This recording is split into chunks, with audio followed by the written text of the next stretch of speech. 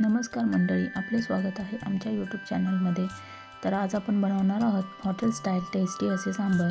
हे सांबार बिना डाळीचे आपण बनवणार आहोत. तर यासाठी सर्वात प्रथम एका कढईमध्ये तेल गरम करून यामध्ये एक मोठा कांदा असा उभा चिरून घेतलेला आहे. तर आता हा कांदा घालून व्यवस्थित असा परतून घेऊयात.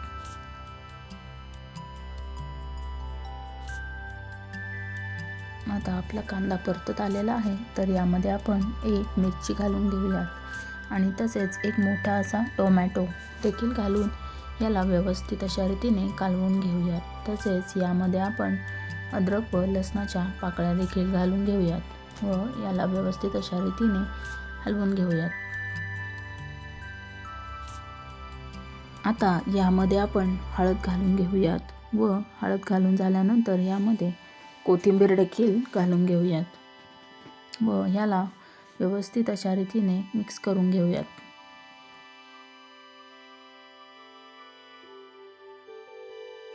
आता यामध्ये आपण थोडीशी फुटाणाची डाळ टाकून घेणार आहोत. यामुळे आपल्या सांबारला एक घट्टपणा येईल व यामध्ये थोडेसे पाणी देखील घालून घेऊयात. आता पाणी घालून झालेले आहे. तर आता या मिश्रणाला व्यवस्थित अशा रीतीने कालवून घेऊयात व 5 मिनिटे तसेच शिजण्यासाठी ठेवून देऊयात. आता हे सर्व मिश्रण व्यवस्थित अशा रीतीने शिजले आहे. तर याला मिक्सरच्या भांड्यामध्ये काढून घेऊयात व यामध्ये आपण थोडेसे चिंच आपण भिजत ठेवले होते तर ते देखील यामध्ये घालून घेऊयात व याची छान अशी पेस्ट तयार करून घेऊया.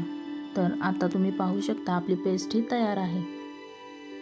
आता आपण सांबार बनवण्यासाठी घेऊयात. तर सर्वात प्रथम एका पातेल्यामध्ये 1 चमचाभर तेल गरम करून घेऊयात.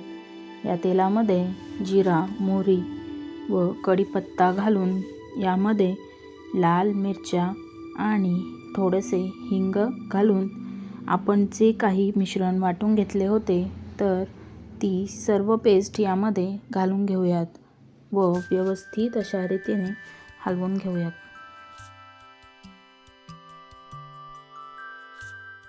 एक 2 मिनिटं याला व्यवस्थित अशा रीतीने हलवून झालेले आहे.